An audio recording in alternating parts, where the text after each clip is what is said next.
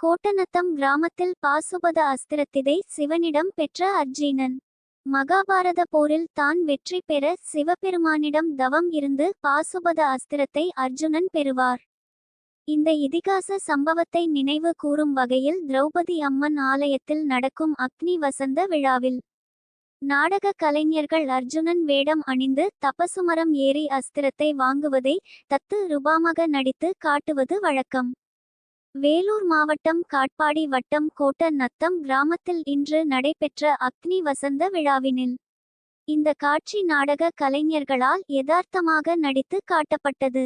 நிகழ்ச்சிக்காக சுமார் 40 அடி உயரமுள்ள கம்பத்தில் அர்ஜுனன் வேடம் இட்டவர் ஒவ்வொரு காலாக ஏறி ஒற்றை காலில் தவம் இருந்து இறுதியாக பாசுபத அஸ்திரத்தை சிவனிடம் பெற்றார். இந்நிகழ்வினை 10,000 மேற்பட்ட கிராம மக்கள் ஒன்று கூடி பக்தியோடு கண்டு களித்தனர். இறுதியில் அனைவருக்கும் அறுசுவை உணவு வழங்கப்பட்டது.